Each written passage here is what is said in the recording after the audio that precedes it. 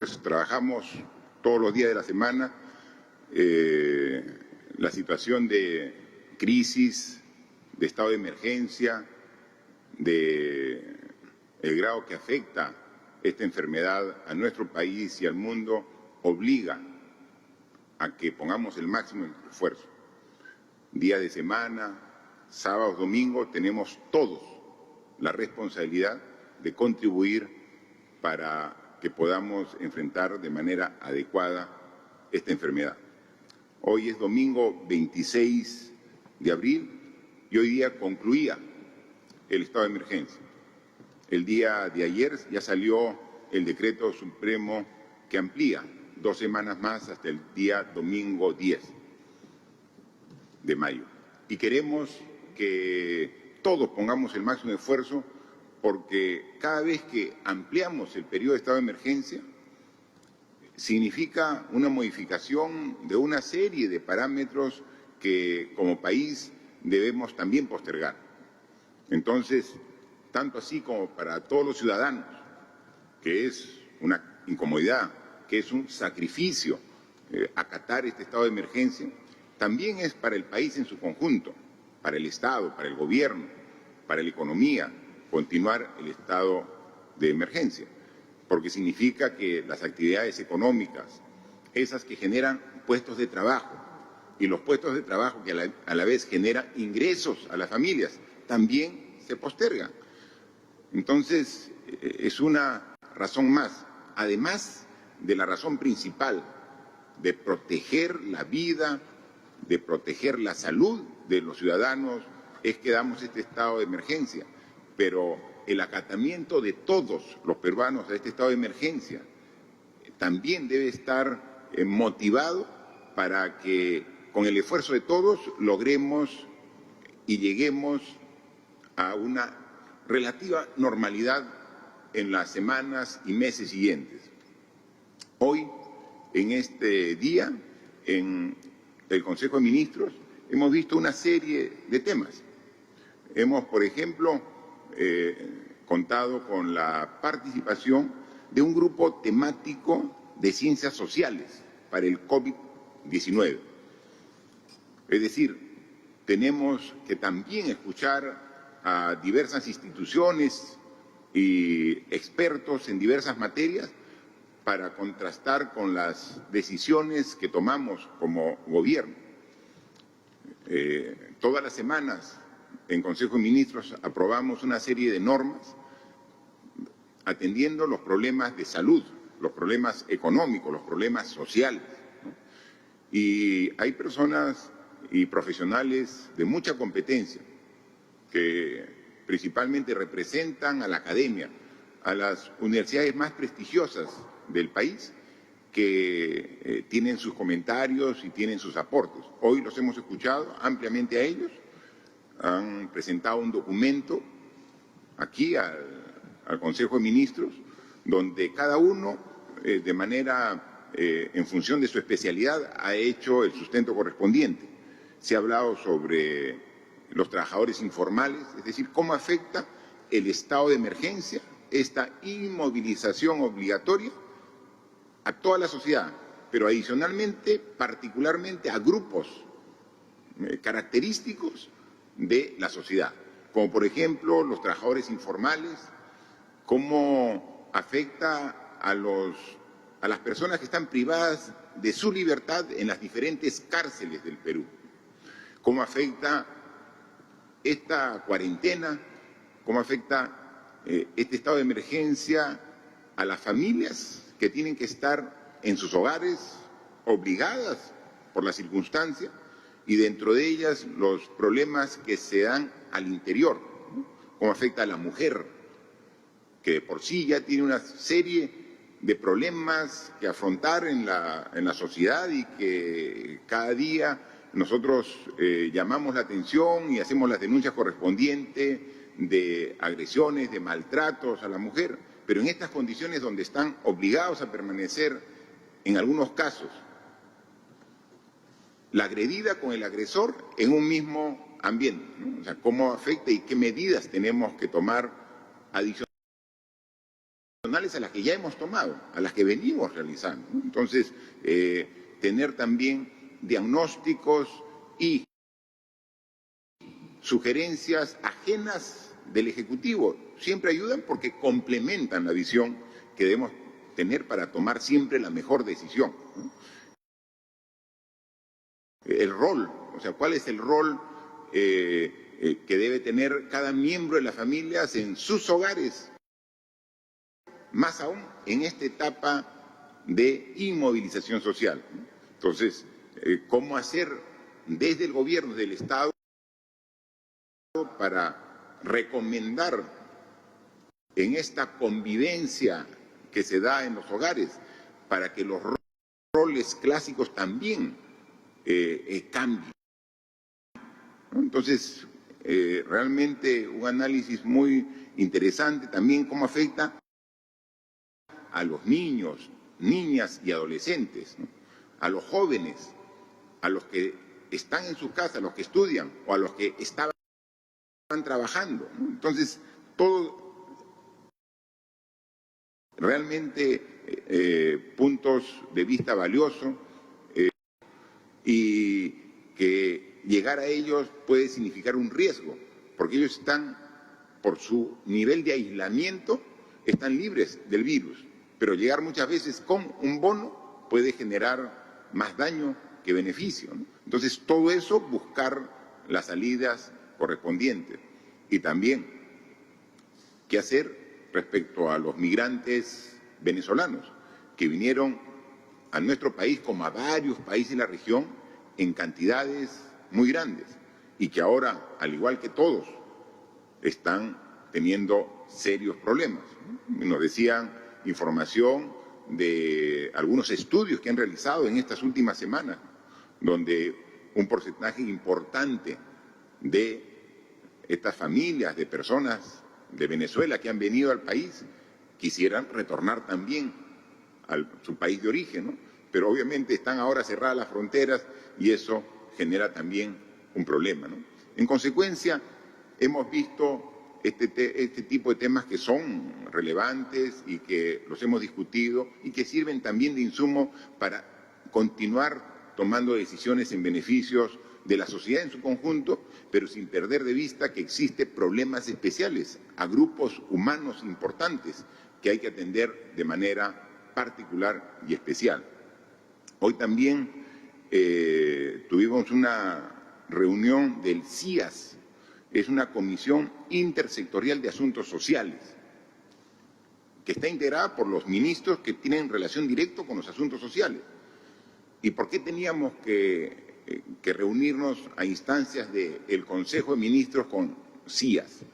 Porque es fundamental para la decisión que hemos tomado como gobierno y la anunciamos en la conferencia anterior, el bono familiar universal. Entonces hemos dicho que en el Perú existen alrededor de 9 millones de hogares, que vamos a retirar de esos 9 millones de hogares a los hogares que tienen un ingreso en planilla y que se verifica, porque las planillas todas se registran a través de un documento en la SUNAT. Y entonces, quitando a esas familias que en estas circunstancias tan difíciles tienen por lo menos la tranquilidad que tienen un sueldo asegurado mensual, retiramos de las 9 millones de hogares. Y quedan más o menos, porque no hay una cantidad exacta, entre 6.700.000 a 6.800.000, ese es el rango de hogares que ahorita están con problemas económicos para mantener las necesidades mínimas y básicas. Entonces, a ellos hemos dicho que queremos llegar con este bono de 760 soles, pero tenemos padrón que está incompleto. Entonces, a través del CIAS, las instancias correspondientes ya han visto un mecanismo, hoy día lo hemos definido, para que logremos componer este padrón de tal manera que incluya a todas las familias. Y si hubiera algún hogar que no fuera incluido, vamos también a dar la oportunidad para que puedan incorporarse, ¿no? Entonces, eso va a ser el trabajo de esta semana. En esta semana lo que está claramente definido y que incluso ya había tenido un avance con un bono de 380 soles inicial que ha estado distribuyendo el Ministerio de Desarrollo e Inclusión Social y el Ministerio de Trabajo, ahora esta semana se va a continuar con ello. Entonces, hay algunos hogares que están claramente identificados. A ellos, a partir de esta semana, se va a completar el bono de 760. Hay algunos hogares rurales que ya se tiene claramente identificados. Se les va a comenzar a entregar también el bono de 760 soles. Pero vamos también esta semana a completar el padrón de los hogares que no estaban considerados y que a ellos queremos llegar para que todos tengan un bono económico mínimo indispensable. Son 760 soles que, haciendo una comparación, y pusimos el cuadro en la reunión anterior, que en los países vecinos, todos los países de la región, algunos no dan ningún tipo de bono, ningún bono. Algunos dan bono, pero el monto es mucho menor. Entonces, estamos aquí haciendo un esfuerzo muy grande con los recursos del Tesoro Público, el recurso del Perú, para atender a estas familias en esta etapa, que es difícil, que reconocemos y que todos debemos apoyar. También hoy hemos aprobado, discutido un decreto de urgencia que incrementa el FAE, el Fondo de Apoyo Empresarial, pero para las microempresas. Y hemos hablado bastante sobre el programa Reactiva. El programa Reactiva va a dar liquidez para evitar que se rompa la cadena de pagos para la pequeña, la mediana y la gran empresa. ¿Por qué es importante? Porque la mediana y gran empresa a la vez se alimentan de servicios y de bienes de empresas más pequeñas. O sea, es una cadena. Entonces tenemos que dar liquidez y para eso se ha destinado con garantía del Estado 30.000 millones de soles. Pero esa es reactiva. Pero hay unas empresas pequeñitas, las microempresas, que les es difícil calificar para ese tipo de liquidez. Entonces ya dimos nosotros un decreto de urgencia donde se les daba 300 millones de soles. Ya se ha visto que se ha avanzado bastante en ello, pero no es suficiente. Hay muchas microempresas que también requieren un apoyo adicional. Entonces, preveyendo que los 300 millones no van a alcanzar, porque ya se ha dispuesto una parte importante de ello, hoy estamos aprobando agregar a los 300 millones 500 millones de soles adicionales. Es decir, el fondo ya va a ser de 800 millones. Pero esto se va a usar como una palanca financiera para tener 5 veces más. O sea, con los 800 millones de soles vamos a disponer de 4.000 millones de soles, 5 veces el monto que hoy hemos aprobado para apoyar a las microempresas, ¿no? Entonces, tenemos que pensar en los hogares, tenemos que pensar en las empresas, tenemos que pensar en las microempresas para poder atender. Es un problema serio el que estamos pasando en el Perú y tenemos que hacer el esfuerzo todos de poder atendernos y poder juntos, solidariamente, salir de esta difícil coyuntura y luego, cuando este tema esté superado, la enfermedad esté superada, poder todavía tener hogares con fuerza para seguir adelante, empresas con dinamismo para nuevamente retomar la actividad que todos queremos, ¿no? Algo que dijeron en esta exposición que nos han hecho los profesionales de este grupo temático de ciencias sociales, hablaban mucho sobre una nueva convivencia, ¿no? O sea, lo que debe quedar absolutamente claro que estamos en una parte de la historia de la humanidad que va a cambiar nuestra forma de comportamiento. Y entonces, cuando superemos esta circunstancia tan difícil, no es que regresamos a la normalidad, no, vamos a tener una nueva convivencia, una forma diferente de interactuar como sociedad.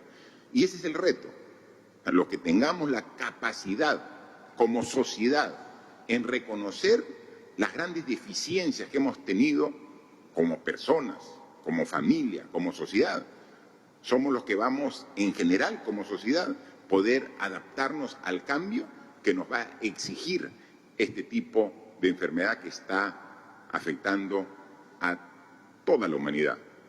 Tenemos ya estamos alrededor de 2 millones de contagiados a nivel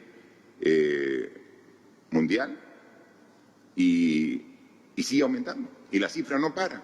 Y aumenta en Europa, aumenta en América, aumenta en todos los continentes del mundo y sigue aumentando la cifra de contagiados. ¿Y cómo estamos en el Perú? En el Perú, al día de hoy, hemos muestreado 232.747 personas. Para ello, hemos usado 51.316 pruebas moleculares y 181.431 pruebas rápidas. Tenemos que, del total, 205.000 de las personas muestreadas han dado un resultado negativo y 27.517 han dado un resultado positivo. Es decir, casi el 12% del total de las personas que han sido muestradas han dado un resultado positivo.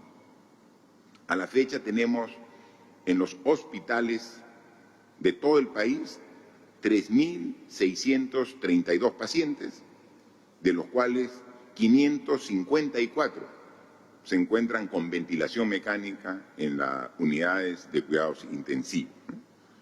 Entonces, esa es la situación en nuestro país. Pero esto es dinámico.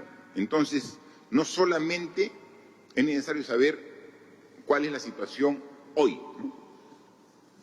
Habría que también analizar cuál ha sido la evolución desde que empezamos este estado de emergencia, pero más aún, cuál es la situación de esta última semana. O sea, es fundamental en esta última semana saber cómo estamos. Miren, yo hoy día estoy reportando que hemos muestrado 232.000 personas. El domingo pasado reporté que habíamos muestreado 143.745. Es decir, en 7 días, en una semana, hemos aumentado 89.000 personas muestreadas. Recuerden ustedes que casi en mes y medio habíamos muestreado solamente 20.000. Y ahora en una semana hemos muestreado en el país a 89.000 personas. Es decir, más de 12.700 personas que han sido muestreadas por día en la última semana. ¿Y qué dijimos con el ministro de Salud?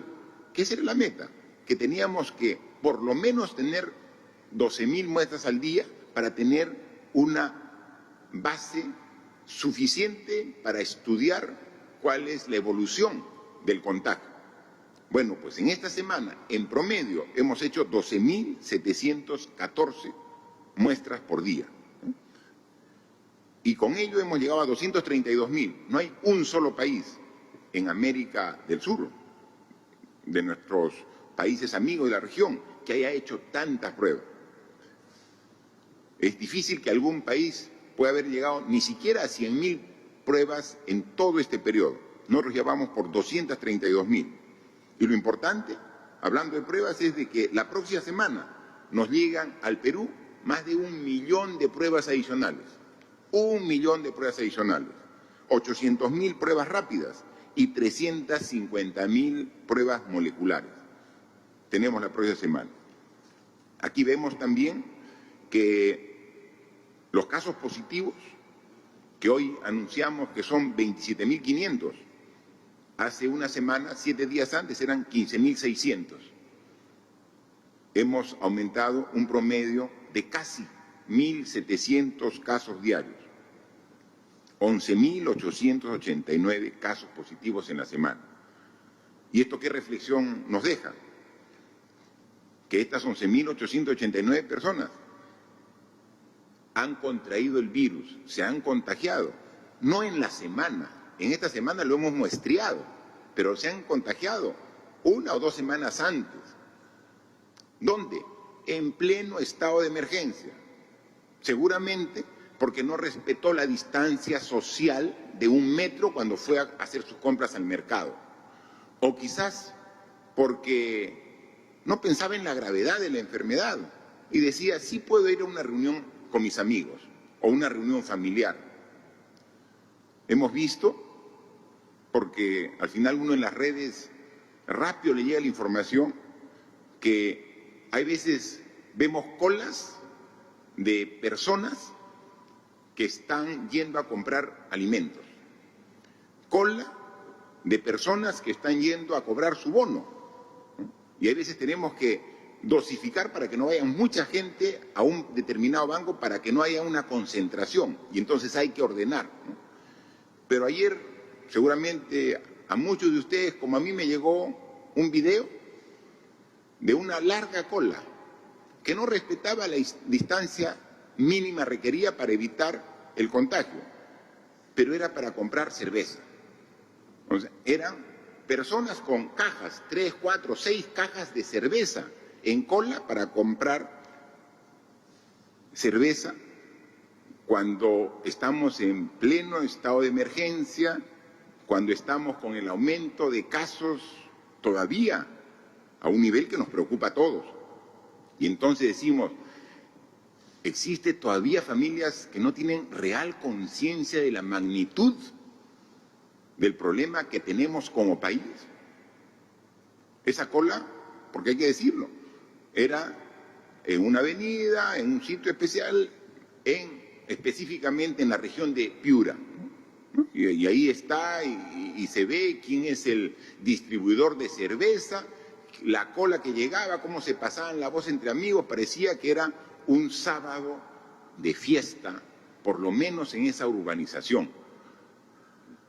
No hay todavía la conciencia real de la magnitud del problema. Eso es lo que nos preocupa.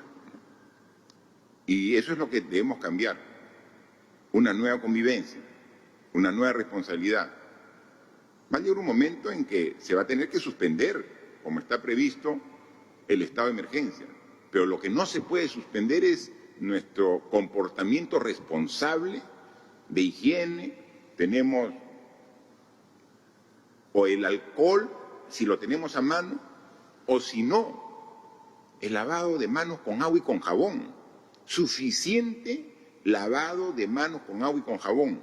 Cuando llego a casa, cuando salgo de casa, cuando toco cualquier superficie, cuando recibo el vuelto, cuando recibo la bolsa, cuando compro los alimentos, cuando voy al banco, regreso, agua y con jabón. La distancia de 1 metro. El uso de mascarillas, inmediatamente salgo de mi vivienda. Eso, costumbres que tienen que continuar incluso después del estado de emergencia. Si logramos una responsabilidad y un cambio de comportamiento de todos, principalmente de esas personas irresponsables como ayer haciendo colas para comprar cerveza, poniendo en riesgo su salud y la salud de sus familiares, porque contraen el virus en la cola, lo llevan a casa.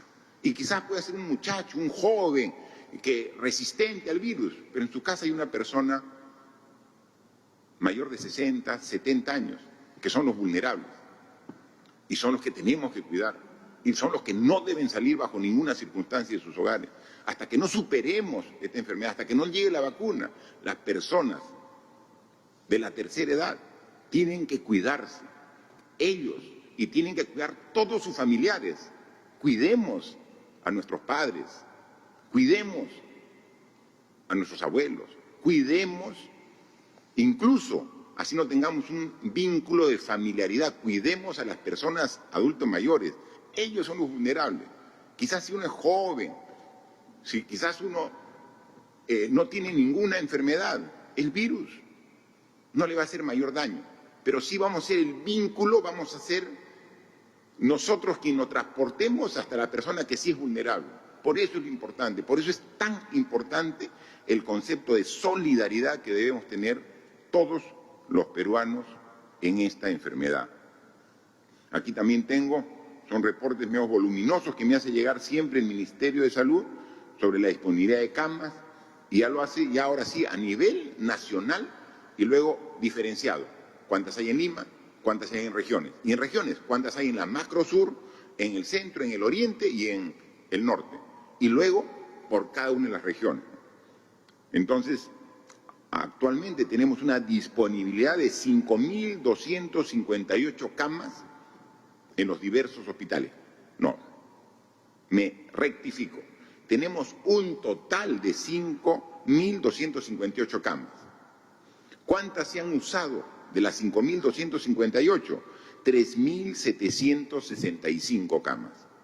¿Cuál es la disponibilidad? Descontando el total menos las que se han usado, 1.493 camas. O sea, tenemos aún a nivel nacional y tenemos para ver cuántas hay en cada una de las regiones. Es información que ya le hemos pedido al Ministerio de Salud que tenga y cuelgue en la página web para que pueda ver lo necesario, ¿no? Entonces, eso es fundamental. Tenemos también UCI, las camas UCI, 554 camas que hemos informado que ya están siendo usadas. ¿Y cuántas tenemos en total en el Perú? 719. 719.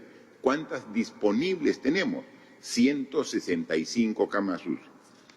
El problema con la disponibilidad de camas UCI, que tenemos de esas 165, varias que están disponibles en regiones donde felizmente no tenemos mayor problema de necesidad de hospitalización de los pacientes, ¿no? Entonces, tenemos camas UCI en algunos casos disponibles en algunas regiones, cuando hay algunas regiones donde ya estamos casi al límite, como son la región de Loreto, la región de Lambayeque y aquí mismo Lima. ¿Tenemos disponibles? Sí tenemos, pero ya no mucho holgura. Entonces el esfuerzo es incrementar. Y este es el trabajo y el esfuerzo diario del sector salud. Seguir incrementando para que la necesidad siempre sea un poquito por debajo de la oferta que estamos dando. Ya la próxima semana, también, así como viene ese más de 1 millón de pruebas que hemos visto que ya se van a trasladar hacia el Perú, también ya de la compra que hemos hecho de 450 ventiladores mecánicos. Nos han entregado ya el primer lote de 50. La empresa privada también ha hecho una adquisición que le entregan la próxima semana el primer despacho. Entonces vamos a tener un grupo de ventiladores mecánicos que ya van a estar listos la próxima semana para trasladarlos al Perú.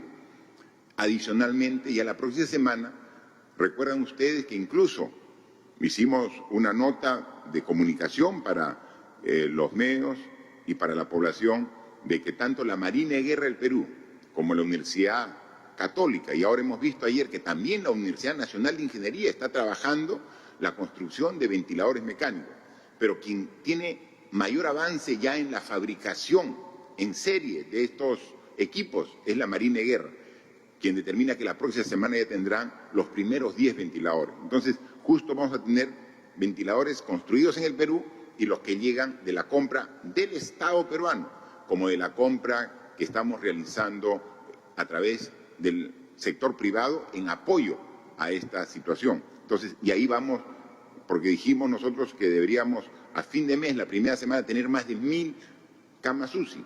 Bueno, tenemos a la fecha 719 y con estos equipos esperamos llegar a los 1.000 que teníamos previsto, ¿no? Entonces, esa es la forma en la cual seguimos trabajando. Decirles también que así como hay que aumentar nuestra oferta de camas UCI, tenemos que aumentar la oferta de camas hospitalarias en general. En regiones estamos ubicando albergues, instalaciones que no han sido construidas para salud, pero que estamos dándole las condiciones para una atención adecuada para los pacientes que no requieran cuidados intensivos, pero que sí requieran una hospitalización con un seguimiento y control médico. Y aquí en Lima ya habíamos habilitado 2 torres de la Villa Panamericana. Salió también el día de ayer el decreto supremo donde está la asignación de recursos para que puedan habilitarse 2 torres más. Entonces, la próxima semana vamos a tener 800 camas más de hospitalización en la Villa Panamericana. Ya salió el decreto supremo dando recursos a salud, porque salud es el que está haciendo la inversión, ya está haciendo el proceso de adecuación, como también de contratación de personal para tener una mayor oferta de camas hospitalarias. Pero aquí, decir salud o decir MINSA es referencial, porque aquí la salud es una sola. Hemos sacado nosotros la norma donde hacemos el intercambio prestacional de salud. Aquí tenemos que cuidar al ser humano, tenemos que atender al paciente. No es que yo soy asegurado, me voy de salud. No estoy asegurado o tengo el CIS, me voy al MINSA. O yo tengo mi clínica privada. No, ahora es el Sistema Nacional de Salud que está funcionando para atender esta emergencia, con las limitaciones que tenemos, pero juntos, sumando esfuerzos. Y entonces ya está la norma aplicada, ya está vigente y tenemos que aplicarla. Y así lo está haciendo el ministro con todos los sectores, Policía Nacional, Fuerzas Armadas, las clínicas privadas, salud, MINSA, y MINSA, tanto Lima como MINSA de los gobiernos regionales, que son quienes gerencian y administran los hospitales regionales, todos juntos con una sola visión. Y entonces, si falta algún hospital, tenemos que juntos ver cómo aumentamos la oferta, habilitando incluso instalaciones que no fueron construidas para hospital. También, como ustedes han sido testigos, el día viernes juramentamos al nuevo ministro del Interior. El general, ahora en retiro, Gastón Rodríguez, el nuevo ministro del Interior, ya está integrado, hoy está también en Consejo de Ministros, y a él le hemos dado una tarea muy clara y específica. Dado que la policía es uno de los sectores que está en primera línea, le hemos pedido, primero, que atienda bien a su personal, que ponga todo su esfuerzo, dado que están en primera línea, de atención a su personal, como siempre lo ha hecho en toda su carrera como policía. Entonces, que ahora lo haga desde el alto cargo de ministro del Interior, que atienda a su personal. Seguramente va a haber limitaciones y deficiencias como tenemos, y es natural, pero que haya esa voluntad y esas ganas de atender a la gente que está ahí en primera línea. Y segundo, que haga una verificación de cualquier denuncia de corrupción que pueda haber en este preciso situación tan especial de estado de emergencia. Se han hecho muchas compras, seguramente deben haber compras bien hechas, y si hay alguna denuncia sobre algún presunto acto de corrupción, como es la característica de este gobierno, que analice, que revise y con el personal adecuado, de ser el caso, sancione ejemplarmente cualquier acto de corrupción. Entonces, son las indicaciones claras que ha recibido. Nosotros agradecemos al ministro anterior, ha tenido mucho esfuerzo, ha trabajado con toda dedicación mientras nos ha apoyado en el cargo. Le agradecemos al ministro Morán todo su trabajo. Ahora hay un cambio de ministro y entonces todo cambio también debe ser una oportunidad de mejora. Todo cambio debe ser una oportunidad de corregir errores y deficiencias. Y eso es lo que le hemos pedido al ministro Rodríguez en el desempeño del cargo. Asume esta responsabilidad en medio de una crisis, en medio de una emergencia. Así que el reto es más grande. Pero acá hoy día también somos un equipo. Todo el Consejo de Ministros le da el respaldo para que cumpla a satisfacción las responsabilidades de este nuevo cargo. Manifestar que también hoy aquí hemos ratificado la urgencia de que el bono familiar universal que hemos aprobado y que ya es decisión de gobierno, es bueno en la medida que sea oportuno. Si este bono sale en 3 meses, ya no es oportuno. Este bono tiene que salir máximo en el transcurso de ahora a un mes. Sabemos que llegar a 6.800.000 hogares es difícil. Más aún, que están divididos en 24 regiones, que están divididos en zona urbana, pero también zona urbana marginal, en las zonas más alejadas de la ciudad, pero también parte de este bono, como tiene que ser, tiene que llegar a la zona rural, al campesino, al peruano que vive lejos de las ciudades, también tiene que llegar a sus hogares.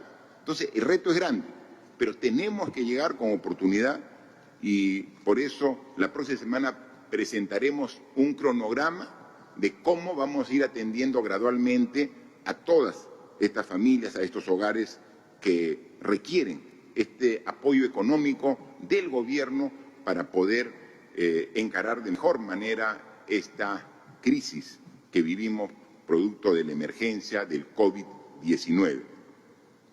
Hay que decir que ¿dónde se transfiere el bono a estos hogares? Nosotros, todos los peruanos, recuerden recientemente, este año, el 26 de enero, todos participamos en las elecciones congresales y donde uno hace el ejercicio de este derecho ciudadano de emitir su voto. Uno tiene que votar en un lugar que sea cercano de donde vive. Por eso se les ha permitido incluso hacer cambio de domicilio, porque muchas veces tu local de votación era en otra ciudad de donde vivías, o era dentro de la misma ciudad, pero era alejado de tu lugar de tu vivienda. Entonces, en todo este proceso se ha logrado que identifiquemos a las personas en donde viven. Entonces, también el bono que vamos a transferir ahora, este bono de 760 soles, va a tener que ser cobrado en una institución bancaria, en un banco, que sea cercano de donde vive, donde está en su DNI, donde fueron a votar la última vez, en ese radio cercano, ahí tiene que ser, porque tenemos que evitar que haya una larga movilización, un largo traslado para poder cobrar su bono. Y entonces ahí sale la reflexión. Y las personas que están ahora tratando de regresar a su región de origen, cuando ya tienen una residencia normal, por ejemplo en Lima, habría problemas de hacerle el pago, la transferencia de ese bono, porque tenemos registrada una dirección y si van a cambiar de dirección, y es por eso y ratificamos, tenemos que a través de estos desplazamientos de personas, de familias, es de las personas que circunstancialmente el estado de emergencia las encontró en otra región diferente a la donde ellos viven. Pero ordenémonos, no hagamos desplazamientos innecesarios, porque tendríamos entre uno de los problemas que si yo vivo en algún lugar y me traslado a otra región, no va a poder hacer efectivo el beneficio del bono porque me van a dar un espacio cerca, un banco cerca donde vivo. Entonces, por favor, veamos, nosotros queremos llegar a todos los hogares, pero los hogares tienen que ayudarnos permaneciendo donde está registrada su dirección en su DNI, porque a través de esa dirección que tenemos en el DNI, por ahí va a ir a un lugar cercano la transferencia. Porque nadie sabe si cambia de dirección, si cambia de vivienda, nadie va a saber. Y actualizar el padrón con la nueva dirección va a ser muy complejo, corriendo el riesgo de quedarse ese hogar sin el bono universal que estamos dando para toda la familia. Así que colaboremos con los gobiernos regionales, con el gobierno nacional, para trasladar a las personas con seguridad, pero a las personas que realmente lo requieran, porque tienen que retornar al lugar donde ellos siempre han vivido. Eso, por favor, ayudémonos juntos y vamos a tener el mayor beneficio posible. El día de viernes ha estado en Iquitos la ministra de la Producción, Rocío Barrios, y en Chiclayo, en la región Lambayeque, ha estado el ministro de Defensa, Walter Martos. Ambos para coordinar con las autoridades regionales, las autoridades políticas, los gobernadores, pero también con las autoridades de salud para darle todo el apoyo que requieren estas regiones que tienen problemas para poder atender la situación difícil, crítica por esta enfermedad. Se han llevado para aumentar la cantidad de camas disponibles, se ha llevado ventiladores mecánicos, los balones de oxígeno, también además alimento, agua, tanto a Iquitos, en Loreto, como a la región Lambayeque, ¿no? Se han llevado también más pruebas para que sigan verificando en la población el nivel de contagio, cómo va progresando, ¿no? Entonces, y también sumamente importante, personal, porque podemos tener la cama, el respirador, pero si no hay el médico, si no hay el enfermero o enfermera, de nada serviría. Lo más importante es el recurso humano. Y ante la falta de recursos humanos, también estamos haciendo un esfuerzo para ir con más recursos humanos en estos momentos tan difíciles para apoyarnos. Entonces, la situación es crítica, es difícil, lo reconocemos, pero estamos haciendo todo nuestro esfuerzo para poder atender a todos los peruanos, pero enfocando donde están actualmente los mayores problemas, ¿no? Así que este trabajo es permanente, no hay horas laborables, no hay días de semana y días de descanso. Estamos en una situación donde tenemos que trabajar permanentemente. O sea, permanentemente tenemos que trabajar y hemos dicho que las claves del éxito es la disciplina de todos para respetar las indicaciones y la perseverancia para cumplirlas. Un día de irresponsabilidad, una hora, un minuto de irresponsabilidad deja sin efecto todo el esfuerzo de 42 días de cuarentena. Porque en un minuto, irresponsablemente, abrazamos, besamos a alguien que está con el virus, nos infectamos. Entonces, ¿para qué tanto esfuerzo? Para que en un momento, irresponsablemente, dejemos todo este gran esfuerzo en vano, ¿no? Así que sigamos trabajando. Estamos con todo el esfuerzo dispuesto y con toda la energía y voluntad de seguir trabajando. Y en la medida que lo hagamos juntos, y hoy, que es domingo, que seguramente muchas personas están ahí, en familia, una reflexión en familia, conversen de este tema. Este tema no es un tema de adultos, es un tema de la familia. Converse de los cambios que tenemos que hacer, de lo que hemos hecho mal en el pasado, de lo que tenemos que mejorar de aquí en adelante, de cuáles son las condiciones mínimas que como sociedad debemos respetar para convivir bien. Mientras que nosotros tenemos tantos problemas como seres humanos, la sociedad que está con tantas restricciones, pero sin embargo el planeta está hasta un poco aliviado.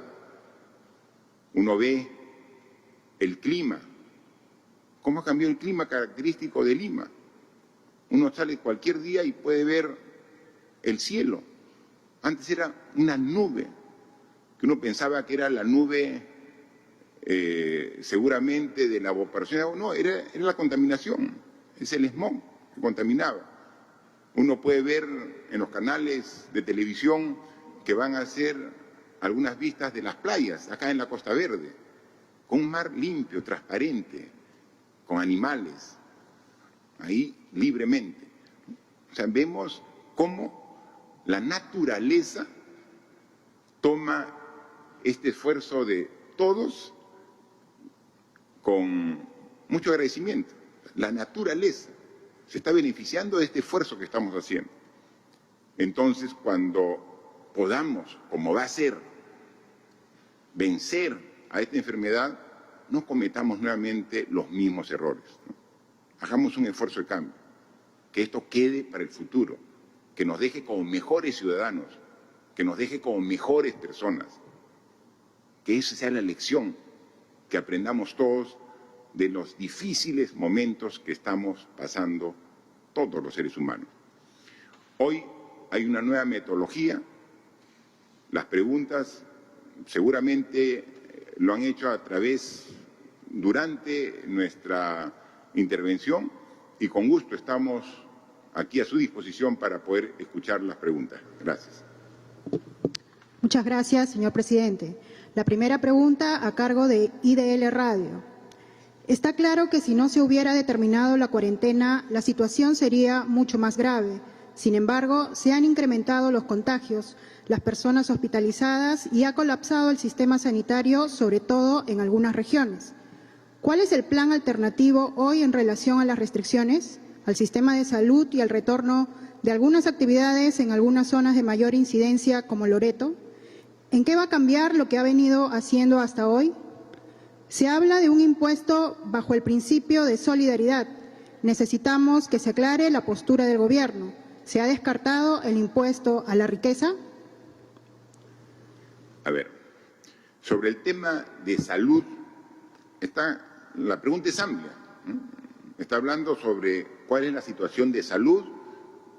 Estamos llegando al límite de la capacidad de respuesta, pero mientras que llegamos todavía tenemos un esfuerzo adicional y seguimos aumentando nuestra oferta.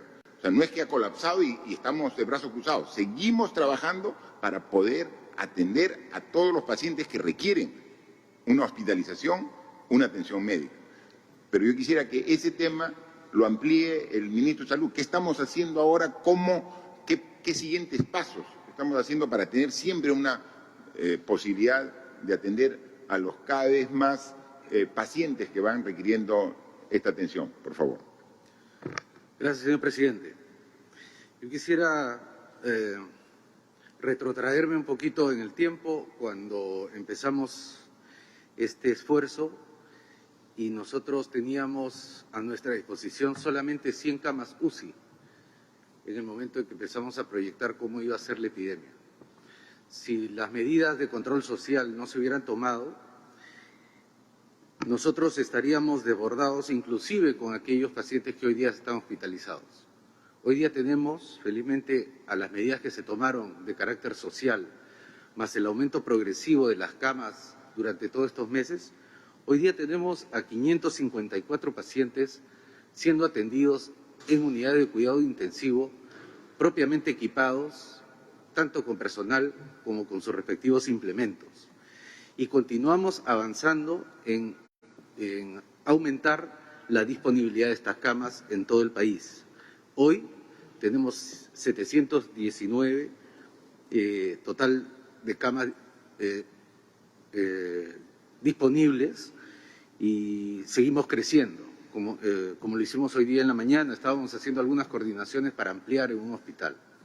En algunos lugares efectivamente estamos llegando al límite de la capacidad y dado que en todas las sanidades del país, las sanidades de las fuerzas policiales, de las Fuerzas Armadas, del Ministerio de Salud, de Salud y del sector privado, nos hemos juntado y compartimos esfuerzos, hoy día, por ejemplo, en Loreto, una de las regiones más golpeadas, no solamente por esta pandemia, sino por otras que todavía no culminan, como es el dengue y la leptospirosis, duramente golpeada en su población y también agotados sus recursos humanos.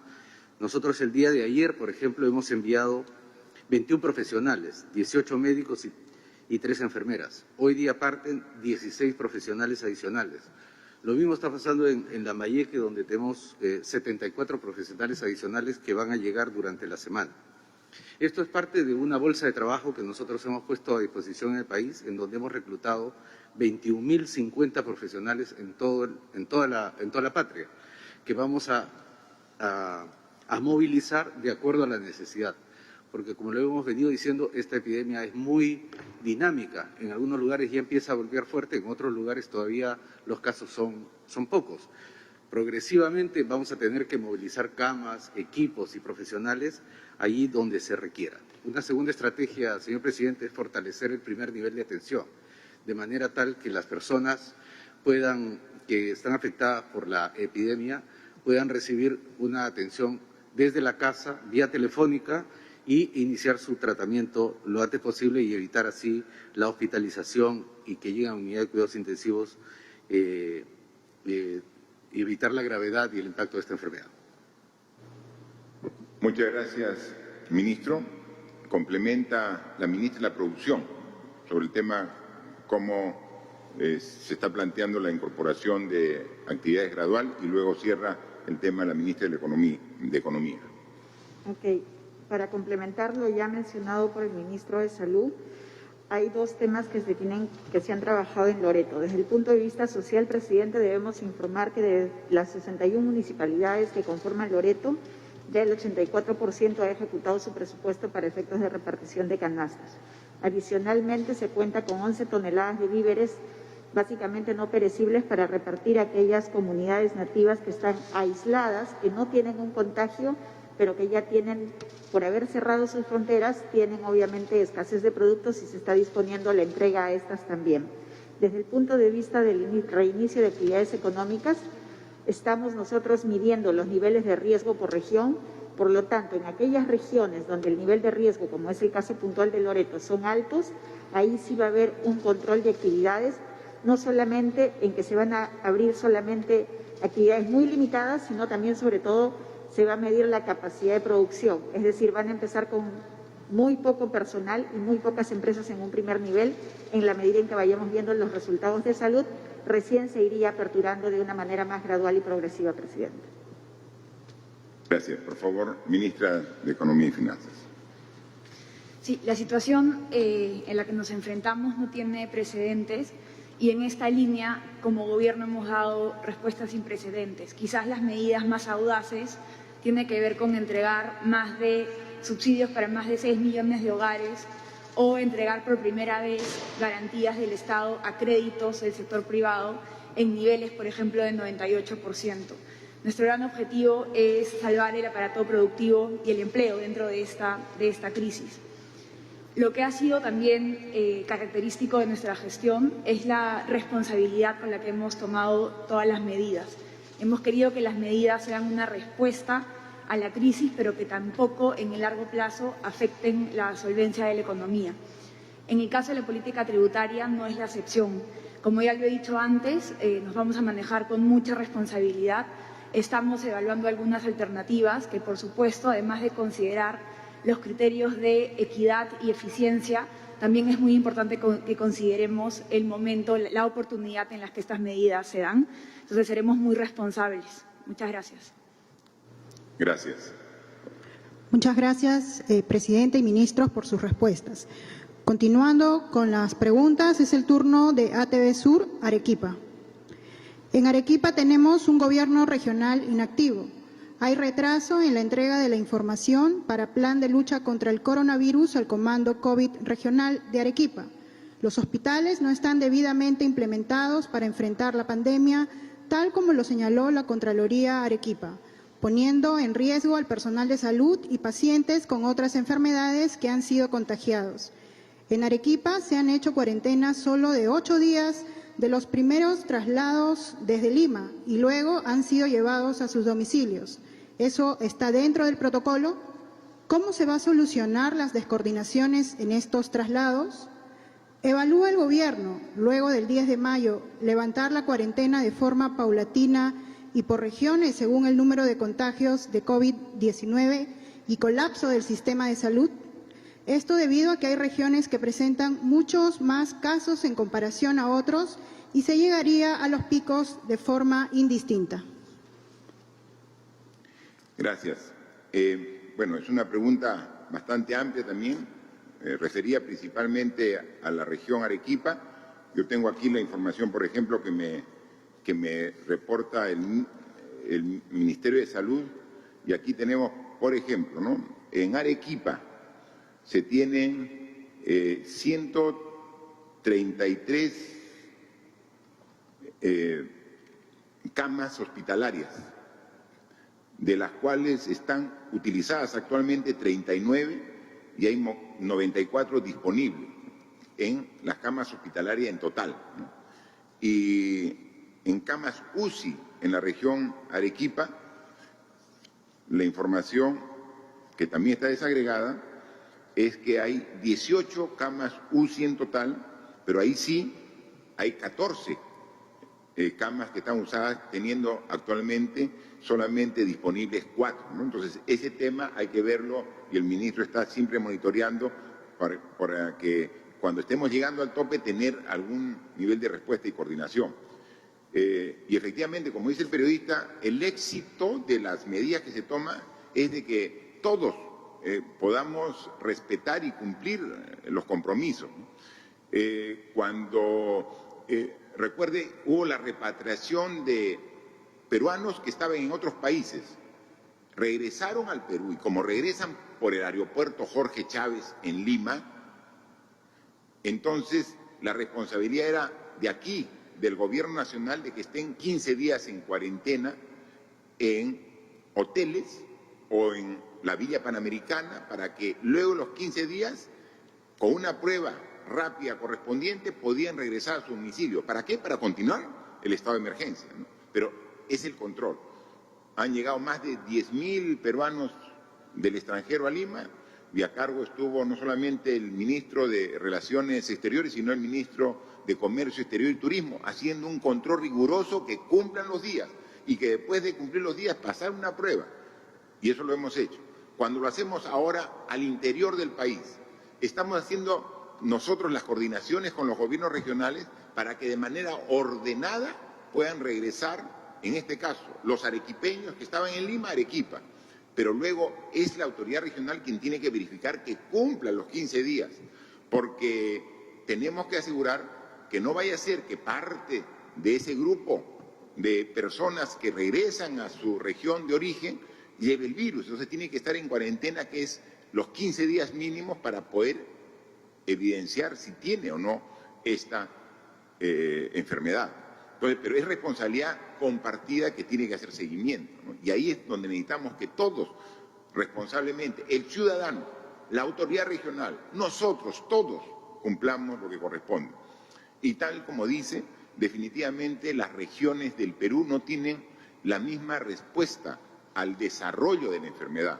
Hay regiones que tienen una cantidad de personas con el virus totalmente bajo control, manejable completamente, y hay algunas regiones que tienen mucho mayor incidencia, con dificultades en el sistema de salud de su control por la cantidad.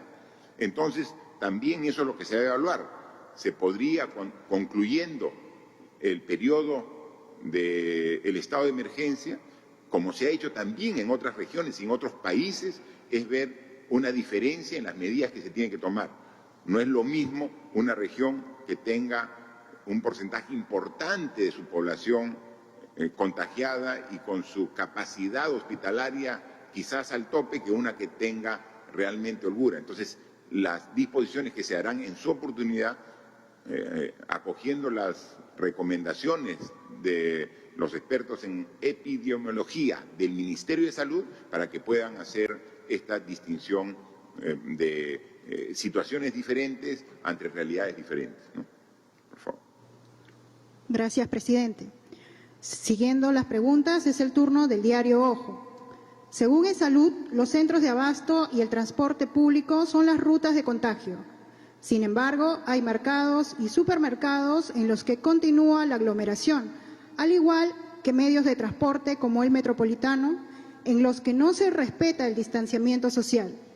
¿Qué tipo de estrategias o normativas se está planteando establecer en ambos ámbitos para reducir los contagios? ¿Y qué actividades van a comenzar a activarse a partir de la próxima semana? ¿Y qué medidas de prevención se tomarán para evitar más contagios? Bien, sabemos perfectamente que uno de los principales centros o focos de contagio son los mercados. Y como bien lo dice también aquí, los buses, ¿no? Que si no logra un distanciamiento necesario entre los pasajeros, va a haber dificultades. Por eso quisiera que pueda responder el ministro de Agricultura sobre qué planteamientos hacemos sobre las ferias itinerantes, atender los mercados desconcentrados, cómo hacemos para que no toda la población vaya a un mercado concentrando cientos o miles de personas, generando ahí un foco de contagio para poder adquirir sus productos de primera necesidad. Y también lo propio que está haciendo el Ministerio de Transportes en el transporte público. Por favor. Presidente, buenos días. Y con relación a los mercados itinerantes, tenemos ya de los 900 programados hasta junio, 140 ya implementados. Esto obedece a tener todo un protocolo de lo que es salubridad, lavado de manos, aislamiento, y más aún cuando hablamos también el hecho y el mecanismo de poder traer productos frescos y sanos desde el campo a la ciudad. Eso está permitiendo de que los productores tengamos un precio justo y de igual manera las amas de casa, las amas de hogar puedan también tener este mismo propósito. Con relación a los mercados, se viene teniendo coordinaciones bastante directas con los alcaldes y algunos gobiernos regionales a efecto de que pongan a disposición áreas libres como plataformas deportivas, coliseos, también con el IPD, en el caso de estadios, para poder establecer ahí mercados temporales, mercados provisionales, siempre con el distanciamiento. Con el apoyo de las Fuerzas Armadas, con el apoyo de la policía, se vienen estableciendo estos mecanismos. Sin embargo, exhortamos, señor presidente, a que los alcaldes, algunos de ellos ya vienen adoptando este modelo, pero todavía faltan que otros más se puedan incorporar. Ya hemos hecho un llamado a nivel nacional, se ha trasladado la propuesta de los protocolos para poder establecer este mecanismo de aislamiento y esto está avanzando de manera paulatina. Gracias. Por favor, ministro de Transportes y Comunicación. Gracias, presidente. Bueno, compatriotas, es bueno hacer un comentario en cuanto a cómo estamos en el sistema de transporte urbano masivo en el país. Antes del COVID, antes de este estado de emergencia nacional, en la ciudad de Lima se movilizaba aproximadamente 1.200.000 personas, entre el metropolitano, la línea 1 y los corredores complementarios. Durante el estado de emergencia se dictaron ciertas medidas, como la reducción de la flota, y también eso ha generado que la demanda en la ciudad se haya reducido en el 85%. Y eso ha permitido que el sistema de transporte urbano cumpla con las medidas y los protocolos de salud. Distanciamiento social, no van parados, las personas van distanciadas, cumpliendo todas las medidas de salud y seguridad de las personas. Y esto también se replica en los otros sistemas de transporte en la ciudad, que son los buses regulares que movilizan también a las personas. Ahora, en cuanto a cuál es la estrategia, es una pregunta que dice ¿qué tipo de estrategias o normativas se están planteando? Bueno, como lo comenté en la última conferencia de prensa, en el Consejo de Ministros, la estrategia es un cambio de actitud en el modo de ver la movilidad urbana en la ciudad. Hemos planteado una estrategia de usar un sistema de transporte no motorizado como alternativa, que es el uso de bicicletas, para lo cual estamos implementando corredores segregados, corredores exclusivos para distancias cortas, distancias de menos de 7 kilómetros, en la cual permita al usuario usar la bicicleta como una medida alternativa para poder movilizarse entre los hospitales, centros de abastos, escuelas. De esta manera va a permitir descongestionar, evitar aglomeraciones en las estaciones, paraderos y también aglomeraciones en el transporte público. Y esto lo queremos replicar también, no solamente en Lima y Callao, sino replicarlo en todas las regiones del país. Y para lo cual estamos trabajando dos instrumentos normativos. Un proyecto de decreto de urgencia en el cual nos permita transferir recursos a los gobiernos locales a efecto de que también puedan implementar este cambio, esta estrategia y la puedan implementar también en sus regiones a efecto de poder viabilizar esta alternativa que es la bicicleta en corredores, en tramos cortos de menos de 7 kilómetros. También, como lo hemos hecho en Lima y Callao, también hemos potenciado el tema de la limpieza, desinfección de todas las unidades de transporte, como una medida importante para poder evitar también que el virus se pueda, contagiar entre las personas que hacen uso del sistema de transporte público. Y esta estrategia de limpieza, fumigación, desinfección de las unidades de transporte lo vamos a replicar también en los gobiernos locales a nivel nacional. Este es un proyecto de decreto de urgencia que lo estamos trabajando y será puesto de conocimiento aquí en el Consejo de Ministros. Asimismo, estamos trabajando desde el sector transportes y comunicaciones un proyecto de decreto legislativo, ¿no?, en el marco de las facultades delegadas, que permita también el escalonamiento del ingreso de los trabajadores en todas las actividades públicas, de tal manera que esto permita evitar las horas punta. Las horas punta son las horas que están entre 5:30, 7:30 o 5:30, 7:30 de la noche, en la cual se genera la aglomeración en las estaciones, en los terminales y también en el sistema de transporte público. Y la propuesta que estamos trabajando es permitir justamente el escalonamiento del ingreso de los trabajadores a efecto de evitar o achatar las horas punta y evitar de esta manera la aglomeración de las personas en las estaciones y en el transporte público. Y finalmente, estamos también contemplando trabajar colegiadamente con todos los sectores de transportes. Para eso nosotros ya hemos trabajado un plan de reactivación económica desde el punto de transportes y comunicaciones, en lo cual está siendo evaluada aquí en el Consejo de Ministros y será puesto en consideración a esta comisión de alto nivel que hará la evaluación correspondiente, lo cual obviamente permitirá ir reactivando en forma gradual y progresiva actividades, pero siempre anteponiendo la salud, la salubridad, la integridad y la vida de todos los peruanos. Muchas gracias. Muy bien, muchas gracias, ministro. Por favor. Gracias. Gracias, presidente. Ministros, la siguiente pregunta a cargo del diario El Correo. Insistimos con el tema del impuesto de solidaridad. Diversos economistas cuestionan la posibilidad de crearlo y consideran que su componente es más político que técnico. Según el Premier, irá dirigido a los que más ganan, quienes ya pagan un alto impuesto a la renta. Lo que se podría recaudar no tendría gran peso cuantitativo para la ayuda social. ¿Tiene claro ya el Gobierno qué busca con esta propuesta? Asimismo, hace una semana, el ministro de Salud, Víctor Zamora, aseguró que según un estudio del Instituto Nacional de Salud, las pruebas rápidas tienen la misma eficacia que las pruebas moleculares. Sin embargo, lo que dice dicha investigación es que la utilidad de la prueba rápida es complementaria durante la segunda y tercera semana de la enfermedad. ¿Qué explicación puede dar el ministro de esta tergiversación de las conclusiones del informe? Bien, sobre la segunda parte de la pregunta referida a la diferencia en uso y que hace referencia a la prueba rápida y molecular, yo le pediría al ministro de Salud que pueda responder. Gracias, señor presidente. Las dos pruebas, como lo hemos repetido ya aquí en varias oportunidades, son complementarias. Son dos pruebas absolutamente distintas. Una identifica el virus y el otro la respuesta del organismo frente al virus. Aplicadas en distintas condiciones, las respuestas de los pacientes portadores en distintos momentos de la evolución de la enfermedad van a llevar a distintos resultados. Lo principal en el enfoque es el criterio clínico epidemiológico. Primero, identificar los síntomas el relato del paciente y saber si ha tenido contacto o no con una persona portadora de esta enfermedad o viene de una zona donde está presente esta enfermedad.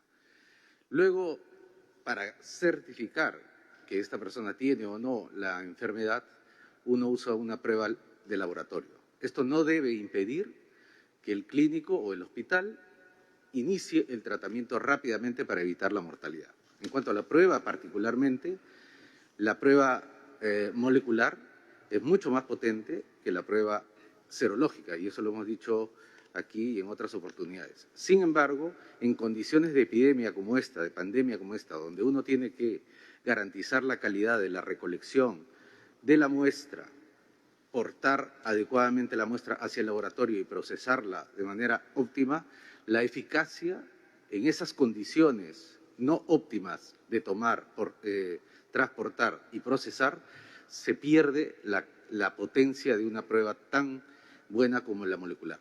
Estas deficiencias no se presentan en la misma magnitud con las serológicas, de tal manera que siguen siendo complementarias y nos han ayudado, señor presidente y compatriotas, a identificar en todos los casos un porcentaje importante de personas portadoras del virus y a orientar nuestras acciones de respuesta. Sí, justo yo tengo aquí el reporte del día de hoy de los 27.517 personas que tienen al día de hoy confirmado el virus, el COVID-19, en su organismo, 12.725 han sido evaluados por la prueba molecular y 14.792 se les ha dado la respuesta del virus positivo en su organismo gracias a la aplicación de la prueba rápida. Si no hubiéramos aplicado a ese segmento, a ese grupo de personas la prueba rápida, no tendríamos ubicados a más de 14.700 personas que ahora ya saben que tienen la prueba rápida y que son no solamente portadores del virus, sino a la vez que ellos también contagian. O sea que deben tener una doble responsabilidad y cuidado para evitar el contagio. O sea, claro que es útil. Por eso es de que en los próximos días están llegando 800.000 pruebas rápidas adicionales y 350.000 pruebas moleculares, porque son para diferente uso, que son complementarios, pero que la suma de los dos resultados te da un panorama amplio como es el que queremos, ¿no? Y respecto a la primera parte de la pregunta referida al impuesto de solidaridad o al impuesto que también se refiere sobre la riqueza, ahora es que en una situación tan difícil como la que estamos, el valor más importante que requerimos para salir de esta crisis, además de la responsabilidad, además de la disciplina, además de la perseverancia, es la solidaridad. O sea, es fundamental la solidaridad. Pero hay que ver la forma y el mecanismo más adecuado, y eso recién lo tenemos que ver y estudiar. Pero no podemos hacerlo porque para hacer cualquier cambio al respecto se requiere de una ley. Entonces, no podemos, las medidas que estamos haciendo para dar 760 soles a 6.800.000 hogares peruanos, lo podemos hacer y es parte de nuestra competencia como Ejecutivo a través de un decreto de urgencia. Pero cambiar a través de un tributo, un impuesto referido a los que ganen una cantidad elevada mensualmente o a la riqueza que algunos grupos empresariales han tenido a lo largo de su desempeño económico, empresarial por años. Yo creo que, ¿por qué observar si ni siquiera hemos analizado el tema con profundidad que nos den la posibilidad el Congreso? Entonces, veámoslo, pero el concepto es que aquí tenemos que ser solidarios. Tenemos que ser solidarios. Es un requisito necesario también para poder salvar esta difícil situación en la que nos encontramos todos los peruanos. Aquí es solidario el Estado peruano, que con todos sus ahorros, más de 5.000 millones de soles para 6.800.000 familias en estado de vulnerabilidad. Aquí es solidario el peruano humilde que por seguir las indicaciones necesarias para poder vencer esta enfermedad está viéndose afectado directamente. Entonces, analicemos todas las alternativas para que en este concepto de solidaridad, pero claro, hay también algunas voces importantes que dicen, si tú a una persona que gana una cantidad determinada de sueldo mensual, tú le afectas, lo pones también en condición de vulnerabilidad a esa persona, obviamente, entonces no vas a generar ese tipo de problemas en familias que también están. Pero por eso hay que ver a partir de qué monto tendría que darse. Y eso se determina en un análisis serio.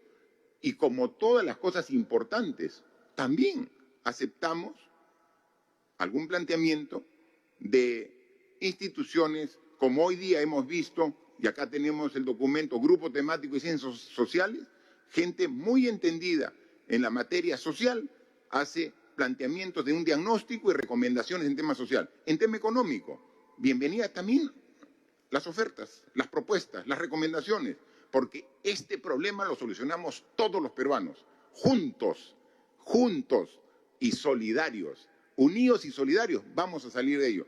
O sea, no hay una propuesta concluida y terminada para poderla debatir. porque no es una competencia que tengamos como Ejecutivo, no lo tenemos. Esa es una competencia que tiene el Congreso porque es la entidad que puede generar y aprobar leyes. Entonces, lo que vamos recién a pedir es, dame esa competencia para hacer el planteamiento. Y en este proceso, sugerencias, bienvenidas, pero el concepto es Perú solidario, juntos podemos salir adelante. Y si ese concepto no lo tenemos después de esta terrible enfermedad que nos afecta a todos los peruanos, creo que poco hemos aprendido de esta situación crítica que estamos viviendo en carne propia todos los seres humanos. Última pregunta de Radio Las Vegas, de Mollendo. Señor presidente, hace días anunció el bono universal de 760 soles para todos los peruanos. ¿Qué va a pasar con las personas que no accedan al bono? ¿Qué medidas va a tomar su gobierno? Asimismo, ¿cuál es el diagnóstico, proyecciones y planes que tiene el gobierno respecto al manejo de la pandemia en la región sur?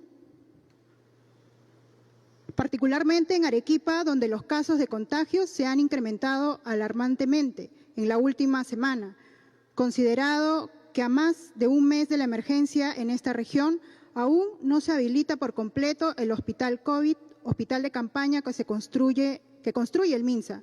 Quedan muy pocas camas UCI y ventiladores. ¿Enviarán más pruebas moleculares y especialmente en Mollendo, Matarani y el Valle del Tambo? En las instituciones educativas particulares vienen exigiendo que se pague el 100% de la pensión de marzo y abril. ¿Su gobierno qué medidas va a tomar? Muchas gracias a la pregunta, pero prácticamente también es muy similar a una pregunta de un anterior medio de comunicación que, como es un sorteo, también es de la región Arequipa, ¿no? Pero ahí hay una particularidad sobre temas de pensiones, de colegios, ¿no? Yo le pediría al ministro de Educación que nos pueda explicar al respecto. Sí, presidente, muchas gracias y gracias por la pregunta también. Para este gobierno y en realidad para el país, la educación es un servicio público esencial. Desde esa perspectiva, nosotros tenemos que garantizar la continuidad y la calidad del servicio para todos los niños, independientemente si va a un colegio estatal o a un colegio privado. En el caso de los colegios estatales, hemos diseñado esta estrategia Aprende en Casa, que garantiza la continuidad del servicio, que además es un bien público para que todas las personas, independientemente de si va a un colegio público o privado, puedan acceder a ella. En relación a las instituciones privadas, nosotros en un primer momento, dada la emergencia de la situación, dimos mensajes relacionados con la necesidad que haya un diálogo entre los papás, mamás y las instituciones educativas. Lamentablemente, eso no ha funcionado como se esperaba que funcione y tenemos muchas familias que están efectivamente preocupadas por la situación que están enfrentando y por la falta de transparencia de las instituciones privadas. Algunas instituciones privadas sí han bajado sus pensiones en un acto importante de solidaridad que me gustaría también destacar, pero es cierto que la mayoría todavía no ha entrado a una negociación mucho más concreta con los papás y las mamás. En ese sentido, estamos nosotros preparando una norma que obligue de alguna forma a las instituciones educativas privadas a que sean más transparentes en los costos, de manera tal que quede claro a un papá, a una mamá, por qué es que se puede bajar o no se puede bajar una determinada pensión. Y que quede claro que solamente se puede cobrar aquellas prestaciones que se están realizando. No me refiero a lo pedagógico, porque lo pedagógico está continuando por la parte de la educación no presencial, ahí donde continúa. Pero podrían haber un conjunto de otras prestaciones que no se están dando en esta etapa donde la educación es virtual. En ese sentido, creemos que con esta norma va a quedar claro que los papás y las mamás solamente deben pagar prestaciones que efectivamente se estén realizando, ¿no? Pero si igual hay un problema económico en algunas familias, como Estado estamos respondiendo a eso, diseñando la ampliación de la matrícula pública para que la educación pública se encargue de absorber a aquellos niños y niñas cuyas familias por razones económicas no van a poder continuar pagando el servicio privado, ¿no? A partir del 8 de mayo vamos a hacer un lanzamiento de una matrícula ordenada para poder planificar de manera adecuada este servicio y que se pueda dar con la calidad que todos esperamos que se dé. Muy bien, gracias, ministro.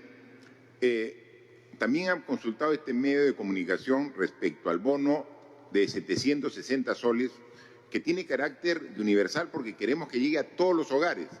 Pero nos preguntan, por eso le pido a la ministra de Desarrollo e Inclusión Social, a la ministra Ariela, que nos indique un poco, o sea, cómo vamos a hacer para garantizar que llegue a todos.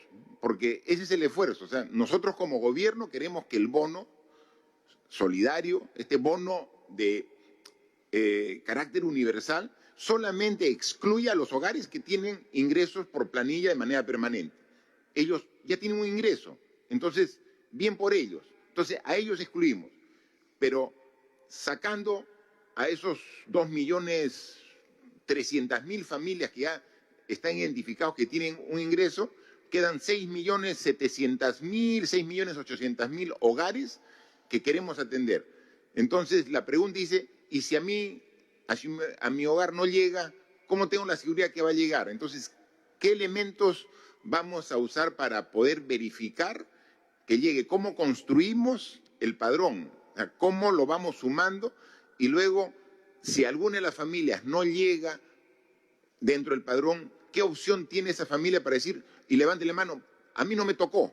Y aquí lo demuestro que sí estoy dentro de los parámetros que ustedes han definido. ¿Qué podemos hacer cuando hay una familia que no está considerada, pero que merece el bono? ¿Cómo lo está planteando en el análisis que hoy nos presentó a través del CIAS? Ministra. Sí, presidente, colegas, televidentes. El Perú cuenta, y con eso se empezó a pagar los bonos, con un padrón general de hogares, que lo maneja el Ministerio de Desarrollo e Inclusión Social. Ese padrón no incluía a todas las personas. Entonces, lo que hemos hecho ahora es, y hoy se aprobó, hemos generado un padrón mucho más grande de hogares de todo el Perú. ¿Basado en qué? En 3 padrones. Hemos juntado a todas las personas que tienen DNI, Documento Nacional de Identidad. Esa base de datos la hemos cruzado con el Padrón General de Hogares que maneja el MIDIS y además con todas las personas que están en el censo del 2017. Si juntamos esas 3 cosas, nos genera un gran padrón del país e incluye a las personas que no estaban en el padrón del MIDIS. Pero siempre puede haber un cachito que nos escapa porque el censo no incluyó a un grupo de personas pequeña, pero no la incluyó. También vamos a sacar una plataforma para que las personas se puedan inscribir y puedan validar si están o no están en este gran padrón que hemos aprobado hoy día. Entonces, la idea es generar todos los mecanismos necesarios para que todas las personas sean incluidas. Todo, evidentemente, va a ser manejado online para que no existan aglomeraciones, etc. Muchas gracias, ministra, y gracias también a los medios de comunicación por las preguntas que hacen, que nos permite complementar los temas que tratamos en esta presentación y que con sus preguntas también damos mayor información a la población. Solamente para concluir, una vez más agradecer a todos los que colaboran para lograr enfrentar de manera adecuada esta terrible, esta compleja enfermedad. A los médicos, a las enfermeras, al personal de salud que están ahí en primera línea atendiendo a los pacientes. Pero incluso vimos hace 2 días que salía personal de aquí de Lima para reforzar la atención en otras regiones. Incluso regiones que no son las suyas, pero este espíritu de servicio, gente joven, entregada, comprometida con el país. Si me requieren en Iquitos, voy a Iquitos. Si me requieren en Chiclayo, voy a Chiclayo. Yendo a defender la vida, la salud de gente que no conocen, pero que son solidarios y quieren apoyar, ¿no? Al personal de la policía. Mire, solamente por cumplir su deber, la policía, más de 1.000 policías con el virus. Y ahí están, con la moral al tope, cumpliendo con su compromiso. Al personal de las Fuerzas Armadas, que cuando vieron que no iban a tener número suficiente, convocaron a la reserva. Y el estimado de presentación que tenían fue superado. Miren, estos jóvenes reservistas dijeron, vamos, si el Perú me llama, estoy ahí en primera fila. O sea, ¿cómo uno no va a estar orgulloso de ese tipo de peruanos y peruanas que están ahí en primera fila? Hoy veíamos también que uno de los problemas serios era las cárceles. Y hay personal del INPE que también está ahí. Está no solamente cuidando al personal y garantizando la seguridad en los establecimientos penitenciarios del país, sino también por estar con una gran cantidad de personas, también con alto riesgo de contagio. O sea, vemos gente comprometida con el país, como tú, que hoy estás en tu casa cumpliendo tu inmovilización obligatoria con tu familia, generando mayor vínculo y lazo familiar. Esos peruanos y esas peruanas son las que dan la fuerza y las que forman la patria para vencer en esta difícil situación que todos nos encontramos. Y entonces es ahí donde si hay casos que son las excepciones, que no cumplen, pero que estoy seguro se está generando una conciencia de responsabilidad para realmente juntos todos revertir esta situación. Entonces, cuando digamos que ya no solamente vamos a vencer esta gran responsabilidad que tenemos, ya no solamente porque es responsabilidad del médico, la enfermera, el policía, el soldado, cuando seamos conscientes que también es responsabilidad de nosotros, ahí vamos a vencer. O sea, tenemos a los de la primera línea y los conocemos, están identificados y nuestras gracias a ellos. Esa es la primera línea. Pero una guerra como esta no se gana con una línea, pues. Tiene que haber 1, 2, 3, todo. Tiene que ser un ejército completo. Y el ejército somos todos los peruanos. Solamente si estamos esperanzados en que la primera línea va a ganar esta guerra contra el COVID-19, no tenemos pues el sustento correspondiente. O sea, no es que yo observo indiferente cómo actúa esta primera línea. O sea, cuando digamos yo soy parte de este ejército, yo también voy a contribuir. Y en muchos casos la mejor contribución es quedarme en casa. La mejor contribución es no salir por gusto con cualquier pretexto en la etapa de inmovilización. Entonces, cuando todos seamos conscientes de que esta guerra no solamente la gana la primera línea, con las personas que todos respetamos y aplaudimos, sino la ganamos con la participación de todos, ahí sí vamos a tener los resultados que todos esperamos, que todavía no son esquivos y los reconocemos. Queda claro que si no hubiéramos tomado las medidas que hemos hecho desde el 15 de marzo, la situación ahorita estaría completamente diferente. Los resultados son diferentes, pero pueden ser mejores en la medida que todos nos comprometamos. Todos somos parte que sufre esta situación. Si todos somos parte de la solución a este problema, va a ser mucho más fácil obtener los resultados que todos esperamos. Así que gracias a todos por el compromiso, por la entrega y disciplina y perseverancia. Trabajemos juntos, apoyemos esa primera línea, seamos un ejército